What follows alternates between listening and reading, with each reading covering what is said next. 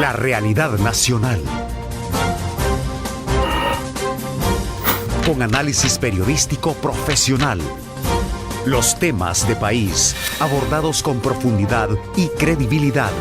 Esto y más es su programa de opinión, Diálogo con Ernesto López.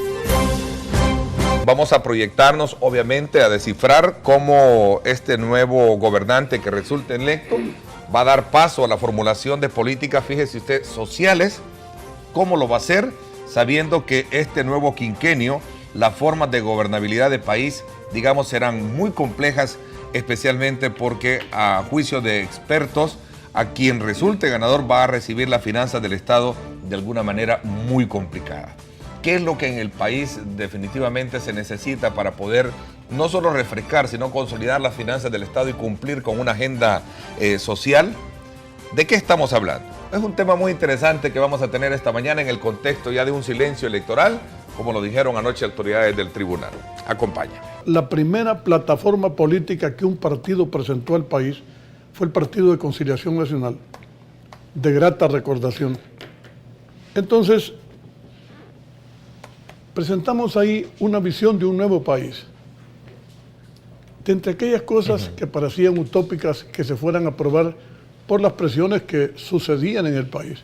Y por aquellos días, uno de los ejes de la política de los Estados Unidos era mantener algunos gobiernos fuertes por su problema, o por el problema de la Guerra Fría.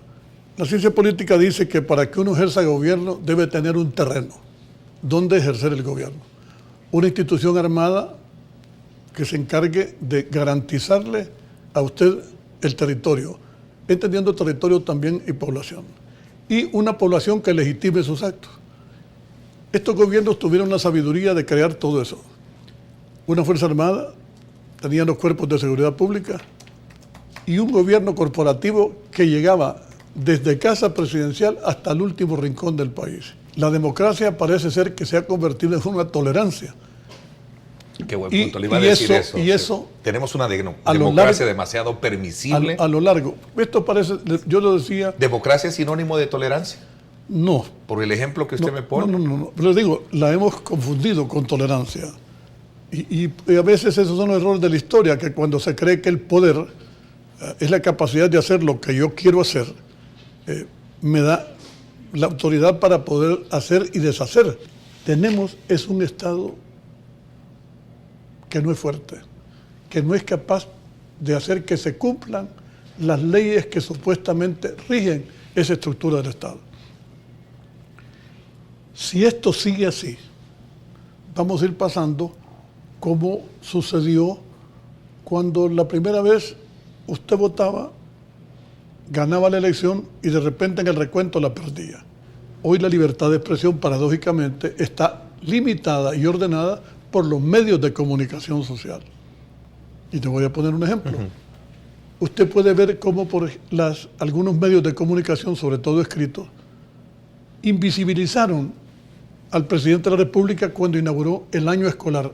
Una cosa importantísima, donde 1.300.000 niños empezaban un camino que a muchos no les gustará, pero empezaban un camino de aprender.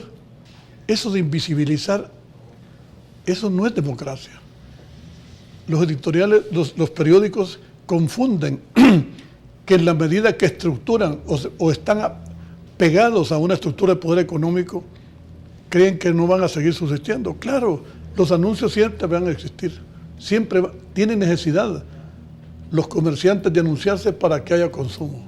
Alba Petróleos, que ya empieza a ser una connotación en el modelo político, económico y empresarial del país.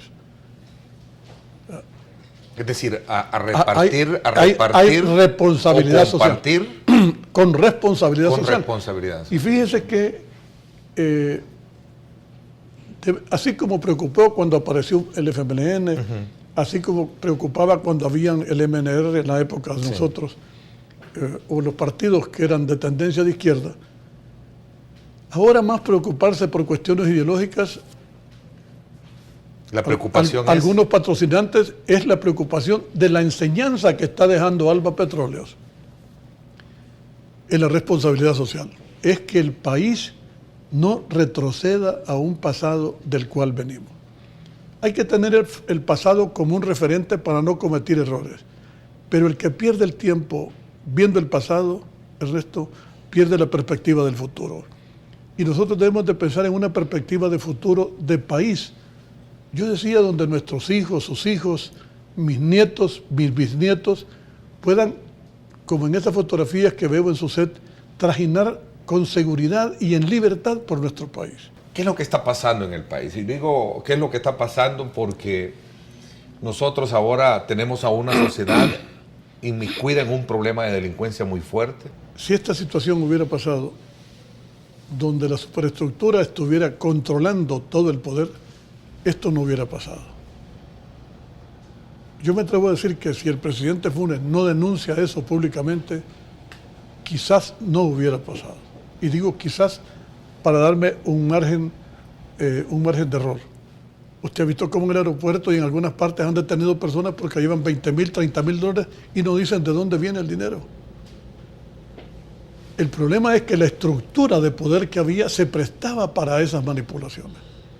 En este gobierno eso no ha sucedido. Me alegra que los diputados, en la condición que ha generado una democracia donde existe esta participación y por algunos fenómenos internos que se dieron en la Asamblea, los diputados estén averiguando esto. Y deben de averiguar esto y muchas cosas parecidas a eso. Porque no es justo de que eso pase en este país. Sobre todo cuando hay muchas desigualdades, que esos dineros pudieran haber bien servido a ayudar a resolver problemas de ellas. Mire, las cárcavas, era triste. No sé si usted alguna vez vio en sus programas algunas ancianas con un niñito de la mano llorando, decía, esta era mi casa. Y dice, y se la llevó el río. Se la llevó el río. Tenemos, dice, como 8 años de estar llorando, le dijimos a fulano, le dijimos a Mengano, vino aquí en la campaña y nos dijo que nos iba a ayudar y nadie movía un dedo para eso. En un gobierno militar de aquella época... No hubiera pasado eso. No hubiera pasado. El coronel Molina vivía en una casa allá por la colonia Tlacata. Lo único que hicieron fue hacerle un muro, un tapial, porque era el presidente de la República, porque la tenía con un cerco de malla ciclón. El señor general Romero vive en la colonia, ahí por la colonia Centroamérica, El de general Buenos Romero Aires. todavía está... Ahí vive, está vivo, gracias a Dios. Todavía. El general Sánchez Hernández en un apartamento allá por la Buca. Y usted ve a dónde viven los demás. Usted ve a quienes quedaron siendo dueños de bancos, si algún militar es dueño de banco. Usted ve si algún militar es hacendado y tiene grandes negocios. No fue así. Porque el principio de la moral con que fueron formados, los obligó o los mantuvo haciendo un Estado fuerte, decente y honesto. El error de ellos fue que las libertades. Que yo recuerdo que antes a un guardia nacional, no digamos a un PH, se le respetaba. Pero más que respetar a esa persona por esa condición, era porque el Estado era poderoso. El Estado tenía poder. Fíjese que yo no quisiera volver a esas épocas. Si yo le contara lo que yo viví en mis días de juventud,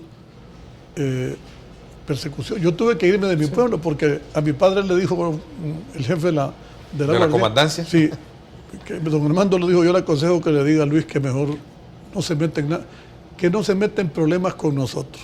Yo nunca tuve problemas con ellos, pero trastocaba el pensamiento de poder que había en ellos. Sí. Pero aquí hay una ley para los pies descalzos y una ley para los que andan elegantemente vestidos como mire, nosotros. Yo saqué este cucarachocito ahora porque yo creo que ya ni me queda. Miren esto, yo he sabido de cosas que empresas constructoras de grandes benefactores nacionales compraron la tierra que dejaron para zona de escuela y de entretenimiento para la colonia. Se la compraron a la alcaldía para seguir haciendo viviendas. Eso es inmoral. Claro. Al contrario, hubieran hecho una función social, construirles el parque, las canchas de basquetbol, de futbolito, crear para que estos ¿no? tuvieran espacios donde ocupar su tiempo libre en cosas positivas y no en las cosas que aprendieron a hacer. ¿Cuál es el reto más grande que tiene el nuevo gobierno? Bueno, el primer reto y el más grave es que encuentra usted un país polarizado. Y nadie puede gobernar con un país donde la mitad piensa de un modo y la mitad piensa de otro.